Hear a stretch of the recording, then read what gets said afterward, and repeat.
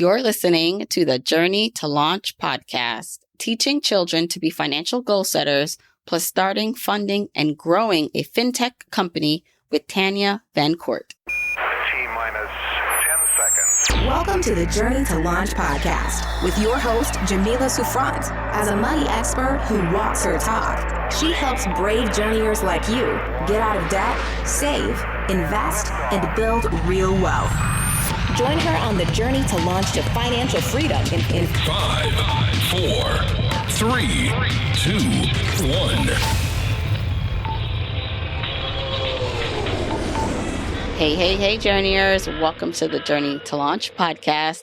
If you are completely new around here, I call listeners and people on the journey with me to financial freedom and independence journeyers. So that's what you are right now. And if you are a returning journeyer and listener, welcome back. I have an exciting conversation for you. I am sitting down with Tanya Van Court, CEO and founder of Goalsetter. Goalsetter is a savings and financial literacy app that helps kids and family get better with money. It helps to uniquely engage kids from all backgrounds in understanding how to build wealth and learn financial language by offering fun, quiz-based games that are developed using memes and GIFs from hip-hop artists, social media influencers, and more. Goalsetter is uniquely positioned to really impact the future generation in learning how to handle money. And Tanya, I can't wait for you to hear. Tanya has an amazing just background in being able to bring something like this to light, to market. Tanya was former vice president and partner of marketing at Discovery Education, where she launched digital textbooks to schools across the country. She also formerly worked at Nickelodeon, where she led their digital preschool and parenting businesses, including nickjr.com, and served as a vice president of new media products for ESPN, where she led the launch of ESPN 3. Van Court holds 2 degrees in engineering from Stanford University and 3 degrees in parenting from her children, Gabrielle, Hendricks, and Maxwell. Amen on parenting degrees. Can we get double parenting degrees depending on just this pandemic? I think we all need more. So I'm really excited for you to hear Tanya's story, how she started Goalsetter, how she came up with the idea and her mission to get our future generations saving and learning about money and really engage with their finances. First, a word from today's sponsor. Choosing to bank at a credit union is not only beneficial for your wallet, but for your community too. You can improve your financial health and make a statement with your dollars by choosing where you bank. With the lack of accessibility and trust that most people have with the traditional banking system, credit unions are a direct solution to leveling the playing field for your banking needs. You're not just another customer at a credit union, you are a member who matters. Also, at DCU, they place an enhanced focus on financial education by offering learning modules on key financial topics like budgeting, saving for the unexpected, building credit, and much more. DCU also offers a secured credit card that helps individuals establish or improve their credit by borrowing securely against their DCU savings account. To learn more, check out dcu.org. And stick around to the end of the show for the DCU Money Tip of the Week, where I'll be sharing money tips to help you save and manage your money so you can reach your goals. Hey, journeyers, I have a special guest in the rocket chair. I have Tanya Van Court, CEO and founder of Goalsetter. And let me just tell you, I've met Tanya in person multiple times. You have such great energy. And I can't wait for my audience to learn more about you, what you're doing with your amazing app, but then also your journey in entrepreneurship, being a Black woman in tech. I can't wait for them to hear you. So thank you. Welcome to the podcast. Thank you so much, Jamila. I'm so happy to be here. All right. So you have such a great history in terms of what led you now to where you are with starting and founding an app called Goalsetter. I want you to explain what the app is, and then I want to kind of talk about what led you here.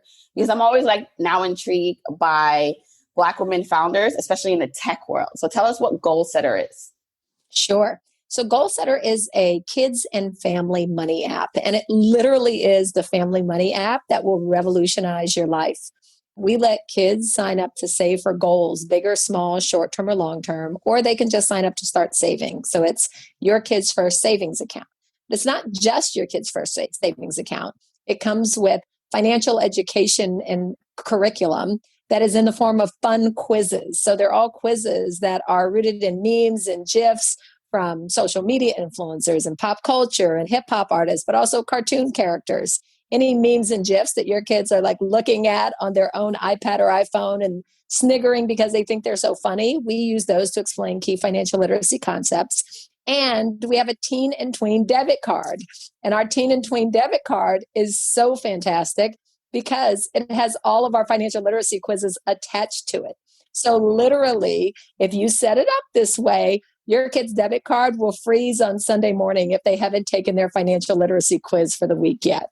So we are taking your whole family cashless, but we're doing it in a way that's actually teaching your kids how to be financially responsible, financially independent, and financially literate, to know the language of money so that they're not intimidated by it as they become older. Yeah, I love that. As a mom myself, my kids are young, but 6, 4, and 2. But I also know that it's never too early to start introducing the concept of money. And it's funny because as you're talking, you brought up a couple of things about the app, and I'm, one, it's so important as the adults to recognize how the new generation is all about technology and phones and memes and social media. And so if we want them to learn about this very important topic of money, we have to do it in a way that engages them. So I love that you're purposely doing that with this app. Well, the funny thing is, Jamila, most people who start something in the FinTech space, they come from financial services. They come from big banks. They come from, other FinTechs, and they say, oh, wow, there's a hole over there in the kids market. I can go fill that hole in the kids market. And so, they look at what all the big banks are doing, or, what adult FinTech companies are doing, and they apply that to a kid's product. And so we've seen that time and time again. I actually came from Nickelodeon. So I ran preschool and parenting digital products at Nickelodeon, nickjr.com and noggin.com. And then I was at Discovery Education, where I led the launch of digital textbooks throughout the country to help kids with multimodal, engaging learning. So everything about my DNA is about how do you get kids to learn in an exciting way? So yes, I have this great FinTech company that's essentially your kid's banking account. But what I care about is that banking account teaches them, that they're learning and having fun while doing it. And that's what I think our special sauce is, that we've been able to bring to this space that no one else has because of my background. Yeah, I'm just you are uniquely positioned. This is to succeed in this space because of your history. You have the receipts, you have the experience to know what works with kids. And now that we're in an age, because here's the thing too, right? We are going to more cashless system, right? And I had Adam Carroll on the podcast a couple weeks ago, and he talked about this invisible money concept is a problem because kids don't understand the real value of money. And he played Monopoly with his kids, and he realized the way they behaved because it was fake money was just wait, is this really you're not getting the concepts here. So he actually took out money and played with real money, and their behavior changed when they saw that it was real money that they were using. And so I like that. Although you're understanding that people are moving to more technology and you're introducing kids to just the cashless system, that you're also tying in the learning part of it, right? Because that's what's going to be key, because we can't avoid that we are seeing less cash in the world and our kids don't see as much cash, but we got to figure out ways to integrate the learning of money. Absolutely. And, kids don't understand the value of cash because as parents, we don't make them understand the value of cash. We walk into a store and they say, I want that helicopter. And guess what we do? We throw the helicopter into the cart along with our groceries and we buy them the helicopter. And I give that as an example because I have a 4-year-old too, along with a 10-year-old and a 15-year-old. But my 4-year-old, we went to the store the other day. Same scenario. Mommy, I want that helicopter. I said, that's awesome. Do you have money for that helicopter? And he's like, no. And I said, okay, well, we have to make sure that you get a job so that you can make money to save for your helicopter. And he said, how many does the helicopter cost, Mommy? And I said, I looked at it and I said, the helicopter costs $5. When we got home that day, he asked me what job he could do so that he could make money for his helicopter. Every day since, he's been working. He's been He yesterday emptied out a part of our dishwasher so he could earn money towards his helicopter, right? So those are instances where he's not seeing the physical money, but he understands the concept that he needs money in order to save for something that he wants. And now he understands the concept of working to earn that money. And it's all because what we do at Goalsetter is about goal orientation. If you want something, whatever you want is just a dream until it's funded. And so you've got to stop dreaming and start funding and recognizing how you can earn that money to get what you want. And that goal orientation, I think, is the digital replacement for having physical money in your hand, right? You learn the value of money when you have a goal that you're saving towards, and you've got to figure out how to get enough money to reach your goal. That's how you learn the value of it. Right. And it's so interesting because so many of us, even listening as adults, whether you have kids or not, did not learn it that way. And we are, almost like learning along with our kids and now trying to figure out a better way to educate and prepare them for the world. So, okay, I want to talk a bit about your history because you talked about working at these like amazing companies, it seems, and you had all this, seems like creative like work that you were doing within bigger companies, established companies. So what led you then, I want to hear what led you to then leave that behind and want to start your own app? Because I know already that starting something in the FinTech space is not easy. So talk to me about that journey. So, Jamila, when you say what led me there, my answer that I want to go to is sheer craziness. But I guess the answer is far more nuanced than that. And the truth of the matter is that I didn't realize how hard it would be. To your point, I had started amazing products and businesses within the context of larger companies. I was at ESPN and I launched ESPN3, which was the first digital video player in the cable industry, first digital streaming player. I was at Nickelodeon and launched amazing things at Nickelodeon. I was at Cablevision and launched the first voice over IP service, the first telephone service of any cable company in the country. So I had launched these major products and these major initiatives. And I was like, well, look, if I can do it in a larger company for someone else, surely I can do it for myself.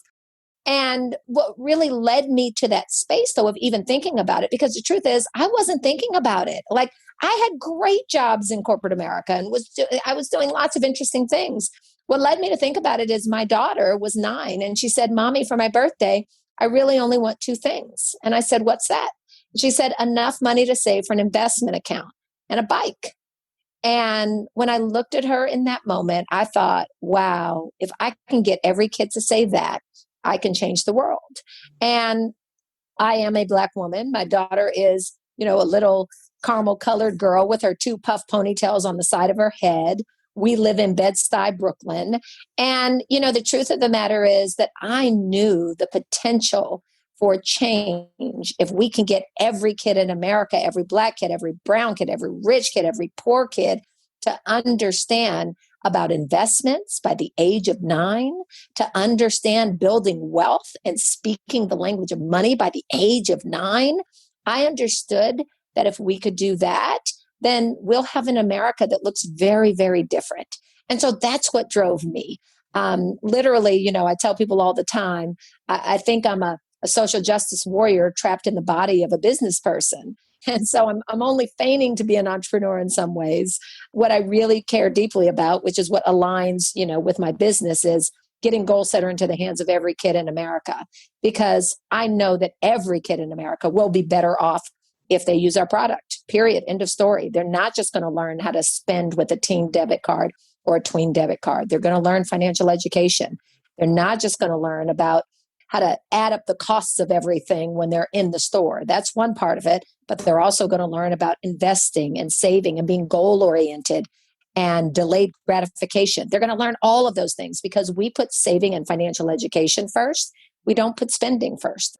So that's who we are. And that's why I started this journey to really take care of every kid in America in the same way that I want my kids taken care of.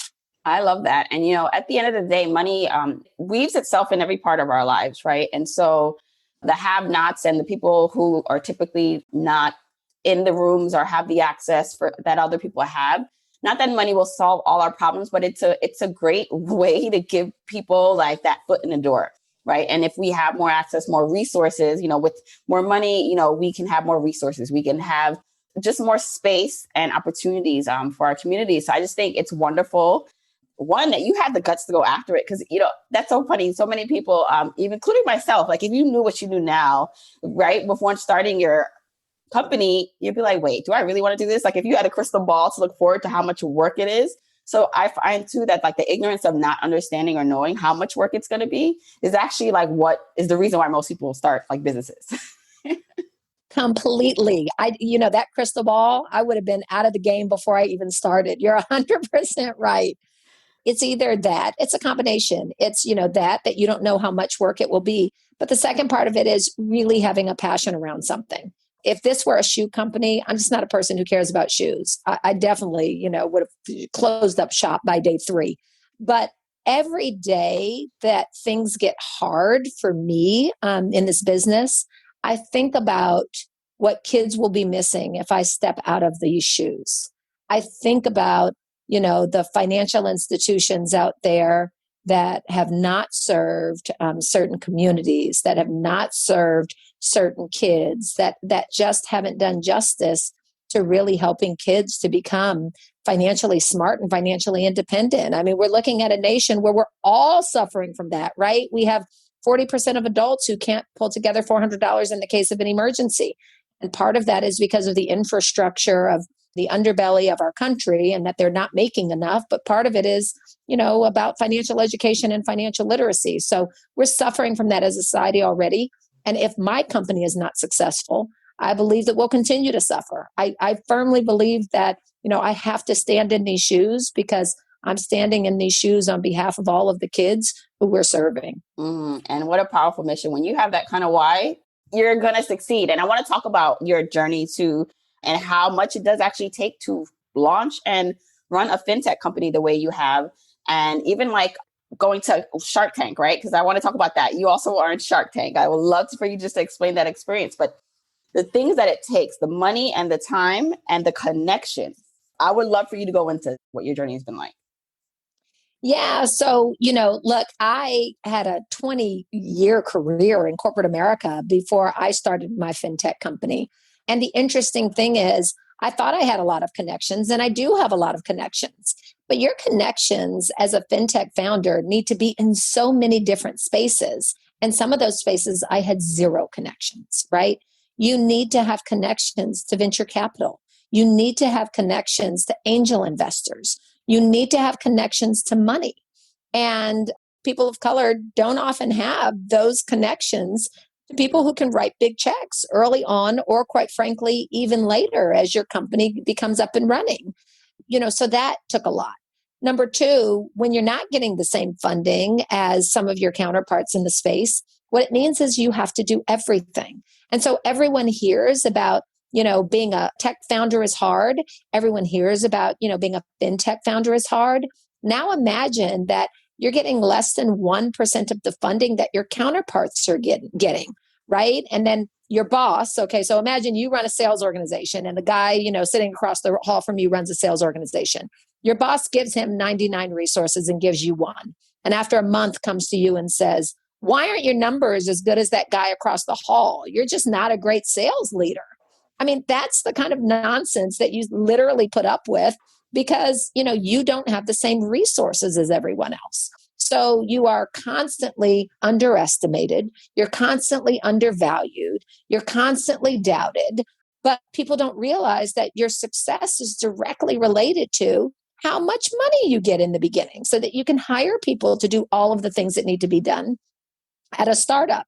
And when you don't get that money, literally, the hats that I've worn, I mean, you wouldn't even believe the hats that I've worn. I'm sure you would, Jamila, because, you are an entrepreneur of your own right. But, you do everything. You write the copy on the website. You do the marketing. You do the accounting. You do the everything. You develop the product, right? I've literally created wireframes by drawing what I wanted it to look like on a piece of paper with a pencil and a piece of paper because I'm like, I don't really know the wireframe software and I don't have time to learn it because I have to do 52 other things. So I'm going to draw what I think this app should look like. And then I got to go find a designer to actually design based on my crazy drawing. You're literally doing everything. So it's been a journey where you are tapping into every talent you have ever developed, every skill you ever thought you had or have in order to make something come to fruition. Because people don't come along on your journey until they see you already got a little something that's worth following,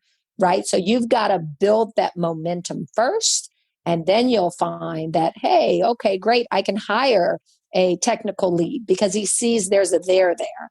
I can, get into this accelerator program because they see there's a there there. But a lot of that early work all falls on your shoulders. So take us back. How long ago did you come up with the concept and start the process to build this? 5 years ago. 5 years ago. 5 years. Wow. And so yeah, when you first started, so you talked about not knowing really everyone you needed to know and not having the funding. So how did you get through the first, I guess, however long it took you to get your first break? And what was your first, what you would call a break in this? Well, it's really funny because for me, there hasn't been a break. There have been 10,000 like small little hills that okay, I got over that hill. I've gotten over that hill. It's really been like, walking across a desert, but with, a bunch of hills where, you get over one hill and you're like, okay, great, almost there. Oh, shoot, I got 10 more miles to walk and I see another hill in the distance, right?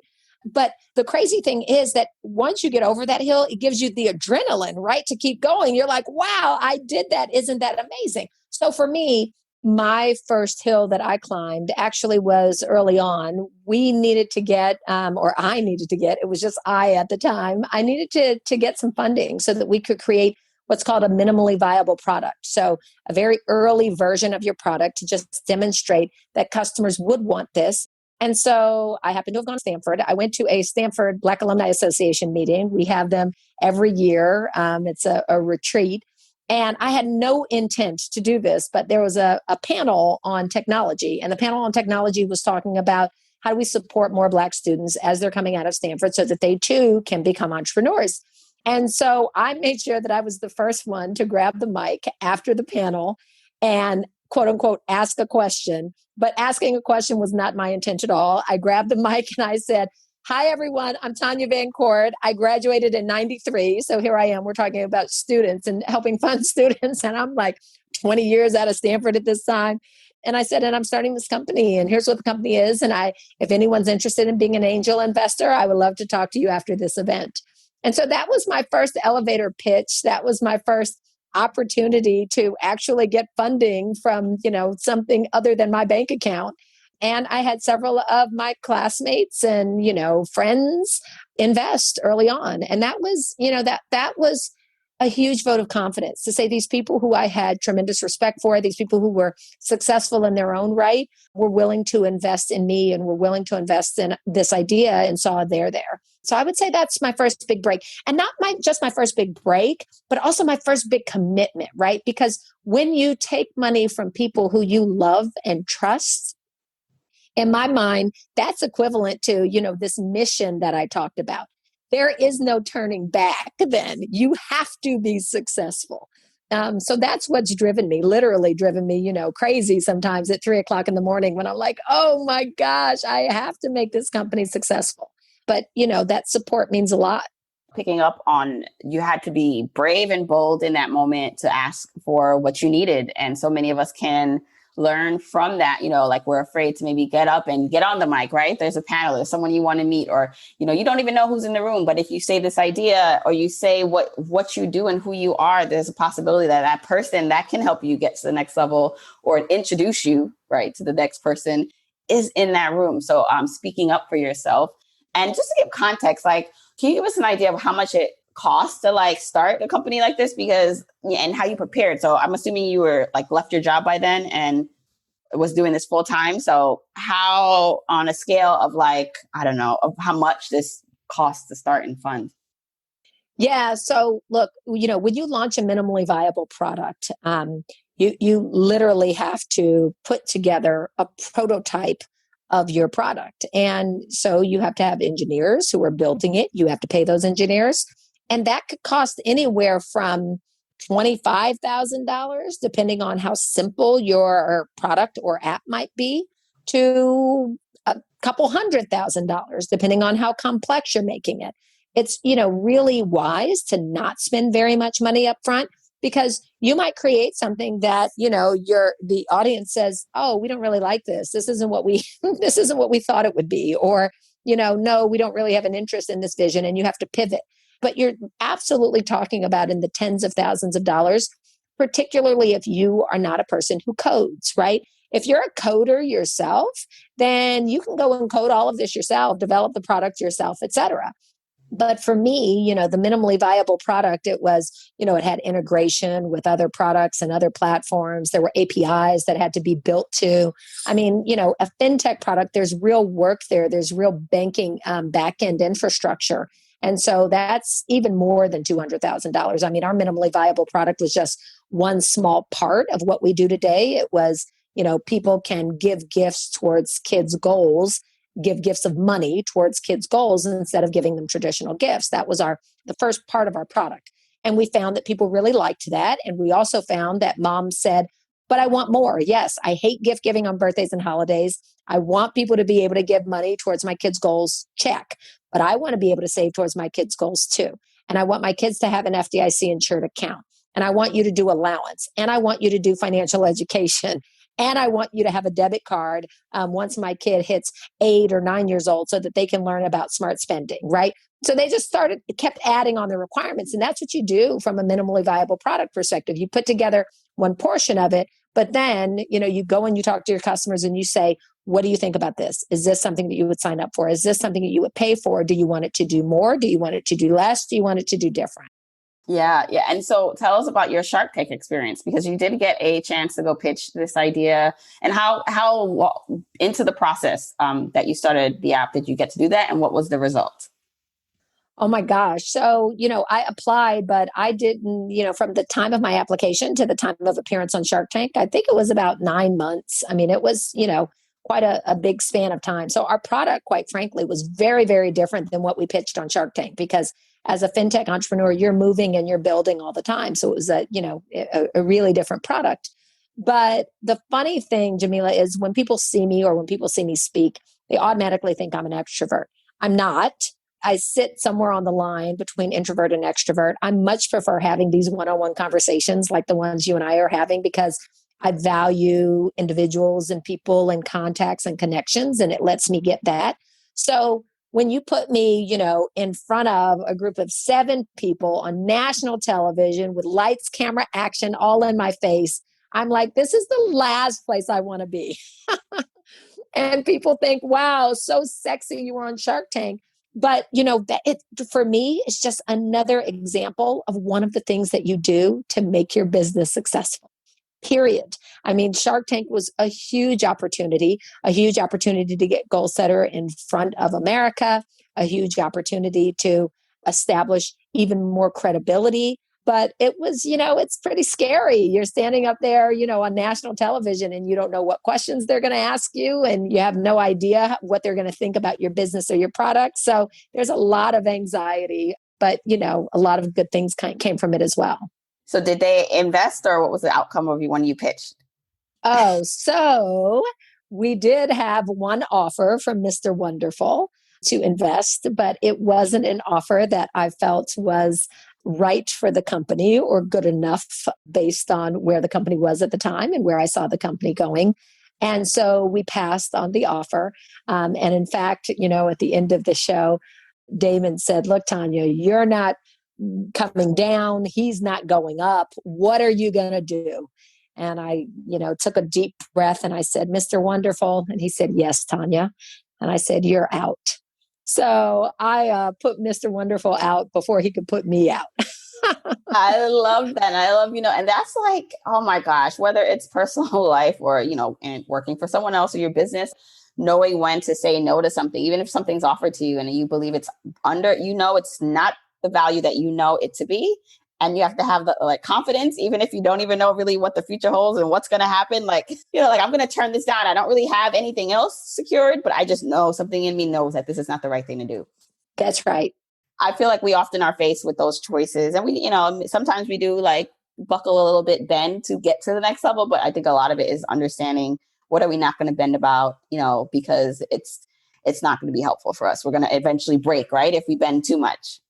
Yes, absolutely. And if you bend in the wrong direction, that's exactly right, right? If you bend in the wrong direction, you bent the way that your body wasn't meant to go. You bent the way that your business wasn't meant to go. And that's the wrong path for you. So you're 100% right. There's a lot of faith on this journey as you talk about journeys, right? There's so much faith that, quite frankly, it has really strengthened my faith, because what I firmly believe is that this is the journey that God put me on. And God did not bring me to this journey to have me stop halfway.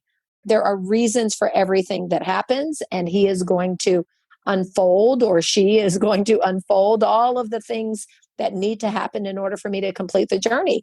And so there are times when in the beginning of this journey, things didn't go right. And I was like, oh my gosh, I'm about to pull out my hair. And now things don't go right. And I just take a deep breath, because I know that sometimes that window is absolutely closing so that a door can open, or vice versa. I believe that, and I see it happening, right? I see someone say no, and then I see a far better person say yes. And then I go, wow, what if I had taken that no? What if that no person had said yes? I wouldn't have wanted that no person. That wasn't the right person for me. You got to believe that your mate is out there somewhere, to make the analogy to when we are just finding a loved one or finding a spouse or finding a partner, right? You got to believe and have faith that good things are waiting for you. And you just need to keep walking. Oh, I love that. It's the analogy of like walking through, Dave, a journeyer, brought this up, walking through a hallway, but if you don't start walking, you won't know the doors are further down, like in a narrow hallway, but you got to start walking. That's right. Yeah. And I saw this other, somewhere, I can't remember where, but like, sometimes it's the last key on a big keychain that opens the door. Wow. Right. And how many of us give up before like we get to the last keychain? We tried 10, we tried 15 keys. It's not working. There are 10 more. So I hope that gives further just encouragement for everyone who's on their own unique journey, whatever that is. I do just want to talk about how you continue to like overcome and grown your platform and, gotten more users and gotten more funding, because I think that could be beneficial for people to hear, like how you did get into more rooms and got introduced to I know you still are trying to get introduced to the right people, but you've made some connections. Is there some advice that you can give about how you were able to navigate like a space that you really didn't know anything about? Well, or at least the FinTech side of things, right? Yeah, for sure. Look, I would say that there have been a couple of pieces to it. The most important thing that you can do when you are embarking upon a new journey is to make sure that you're informed as much as you can be about the new space that you're walking into. Because while that last key may open the door, if you walk into that room and you have no idea what you're looking for, then you are literally just kind of fumbling and bumbling and wandering around the room aimlessly, right? The opposite of that is if you research a space and you become very clear on what your needs are, who you want to get to, what resources are going to propel you to that next milestone, and you can start making those asks specific. And people will help you if they know what you need. People cannot help you. They find it difficult to help you if you're going to them and saying, hey, I'm starting a FinTech company. Can you help? Right? That's a big ask. Can you help? Well, sure, I could help if I knew what you needed. Sure, I could help if I knew who you wanted to get to or where you were going or what pieces of your puzzle you need filled in. And so that's the first part that I would say. You just need to be incredibly informed and knowledgeable about the new space that you've walked so that you can get help that you need. The second thing that I would say is don't be afraid to ask for help. I came from corporate America where I was often the one who was giving help. I was often the one, because I was an executive and could, make things happen. I was often the one who people came to when they needed support. And that felt good to me because I'm a giver. And so that was within my DNA and it nourished me. Once I got into the entrepreneurial space, I had to be the one asking for help all the time. And that was really difficult. But you cannot do this entrepreneurial thing unless you are willing to ask for help and you're willing to receive it. And it very much is like we talked about earlier, Jamila. If you want something, my grandmother used to say, if you want something, put it out into the universe and the universe will respond, right? Well, who is the universe? But all of those people who are around us, all of those people who love us and like us and who have worked with us and who have admired us and who want us to be successful. If we put what we want out into our universe, all of those people will respond. But you have to be courageous enough to ask for what you need, ask for the help you want, and the universe and your universe will respond. Oh, I love that. I love it. All right, Tanya, please let everyone know where they can find more about Goalsetter, how they can sign up, what age group it's like. You can, how young can we get our kids on it? We want to know all the details. Absolutely. You can sign up for Goalsetter on the Google Play Store or on the Apple App Store. Just search for Goalsetter, Goalsetter, all one word. And who can sign up for Goalsetter? Anyone who has kids of their own or kids in their lives of any age. The truth is we have babies on Goalsetter. So it is their first savings account, and grandma and auntie and uncle can all gift them goal cards instead of gift cards on birthdays and holidays so that they can start amassing their fortune early. We have 5-year-olds who are taking our fun financial literacy quizzes and learning things like needs versus wants. So they're learning those key financial concepts early, and they're also learning to do allowance, do chores to earn allowance money. And of course, we have 8-year-olds and 13-year-olds and 16-year-olds who have our debit card, the Cashola card. And remember, as a parent, or even as that fabulous auntie, you can get your kid our Cashola card and set up our rule called Learn Before You Burn. You do that with just one switch, a simple toggle when you're activating their card. And that means on Sunday morning, that card will freeze if your kid has not taken their financial literacy quiz for the week yet. And the minute they take the quiz, it's just 10 questions. The card will automatically unfreeze and they can use the card again. But it really is teaching our kids how to save, how to learn about investment, how to learn about financial literacy before they swipe that card. I love it. Okay, I'm going to go download this for my kids. I'm going to go do that for them. I'm so excited to have them start that. And I'm really excited that people got to really hear your journey. I am rooting for you, Tanya, and can't wait to see where this goes next, because I really believe in your vision and that more people, more kids should know about this and have our kids start out better than we did financially, more equipped for the world. Absolutely. Thank you, Jamila. Thank you for having me on.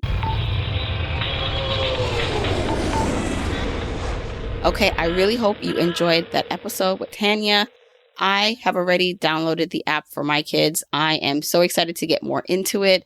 My kids are really young also. They're 6, 4, and 2. My 6-year-old and my 4-year-old are the ones that are really kind of more excited because they know what's going on, but they're already into their apps, on their iPad.